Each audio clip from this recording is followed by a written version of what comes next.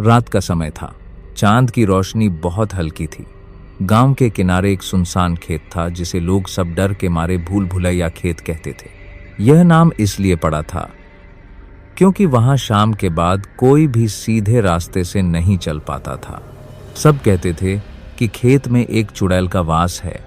बुजुर्ग इसकी सच्चाई छुपा कर रखते थे, पर डर का माहौल हर किसी के दिल में बैठ चुका था। हर साल उस खेत में कई लोग गायब हो जाते थे। कई बार तो खोज बीन के बावजूद उनके कोई अता पता नहीं चलता था। लेकिन इस बार कहानी कुछ अलग थी। अमन और माया दोनों भाई बहन थे। अमन पढ़ाई में तेज था, जबकि माया बहुत मिलनसार और समझदार थी।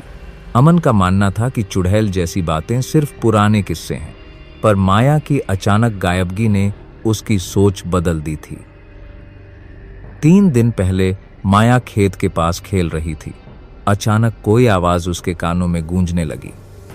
आओ, मेरे पास आओ। माया ने हिम्मत करके उस आवाज की ओर कदम बढ़ाया,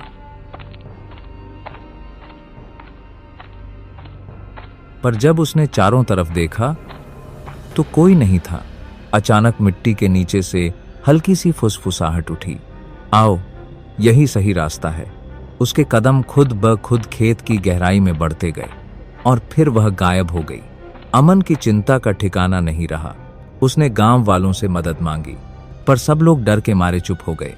अमन ने खुद तय किया, मुझे माया को ढूंढना ही होगा।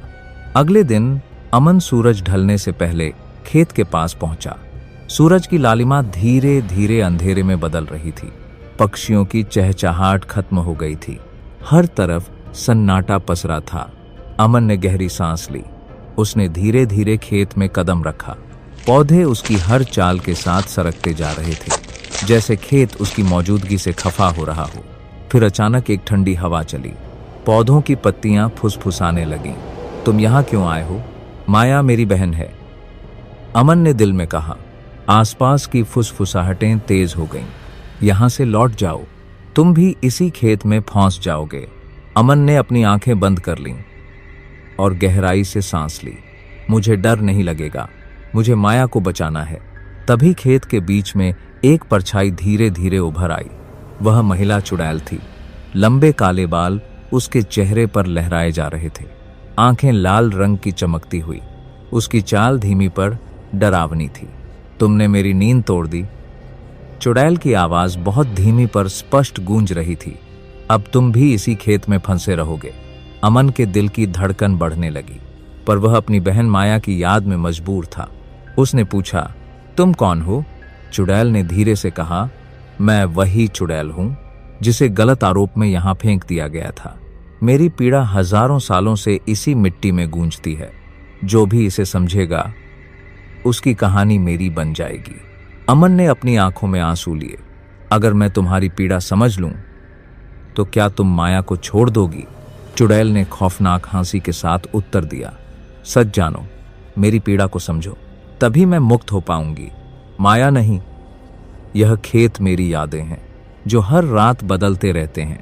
अमन धीरे धीरे खेत के बीच में खड़ा हो गया। उसने खुद से पूछा, क्या मैं उसकी पीड़ा समझ पाऊंगा? अमन ने खेत की मिट्टी से खुदाई शुरू की। जैसे जैसे मिट्टी हटती गई, पुरानी यादें उजागर होने लगीं। एक पुरानी कहानी सामने आई। सैकड़ों साल पहले एक निर्दोष महिला पर चुड़ैल होने का आरोप लगाया गया था। गांव वालों ने उसे अपमानित किया था।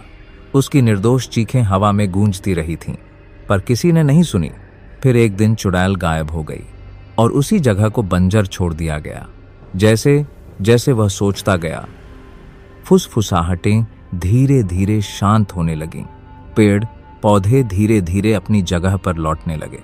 चुड़ैल की परछाई धीरे धीरे गायब होने लगी। फुसफुसाहटें धीरे धीरे शांत हो गईं। अब मैं शांति से जा सकती हूँ, चुड़ैल ने कहा। तुमने मेरी पीड़ा समझ ली, इसलिए माया को आजाद किया जा सकता है। अचानक खेत से एक हल्की सी रोशनी निकल गई। माया खेत के किनारे बेहोश पड़ी मिली। उसके चेहरे पर एक हल्की मुस्कान थी। धीरे धीरे उसने होश में आकर कहा, भाई मैं ठीक हूं। गांव वाले इकट्ठा हो गए। अमन की बहादुरी की खूब तारीफ की गई। अब खेत के चारों कोनों में तुलसी के पौधे लगाकर उसे पवित्र कर दिया गया। ताकि फिर कभी कोई चुड़ैल या आत्मा वहां ना आ सके। परंतु अमन का मन अब भी बेचैन था।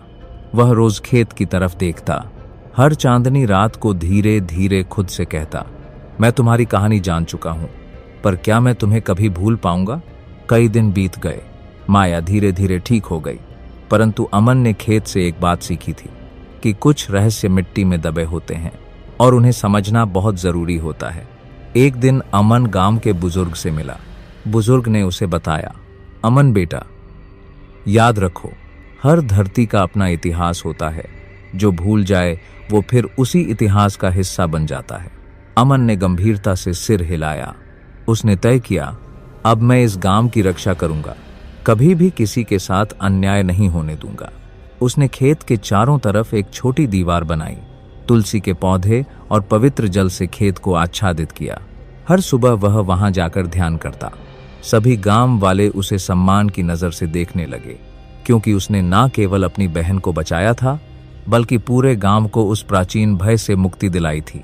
लेकिन जब चांदनी रात आती तो धीरे धीरे अमन खेत की तरफ देखता और कहता, मैं तुम्हारी पीड़ा समझ चुका हूं, पर क्या मैं तुम्हें कभी पूरी तरह भूल पाऊंगा? कहते हैं आज भी अगर तुम ध्यान से सुनो तो उस खेत की मिट्टी से फुसफुसाहटें आती हैं। अगर आपको यह कहानी पसंद आई हो तो लाइक करें, सब्सक्राइब करें और बेल आइकन दबाना न भूलें। अपनी राय कमेंट में जरूर बताएं। धन्यवाद।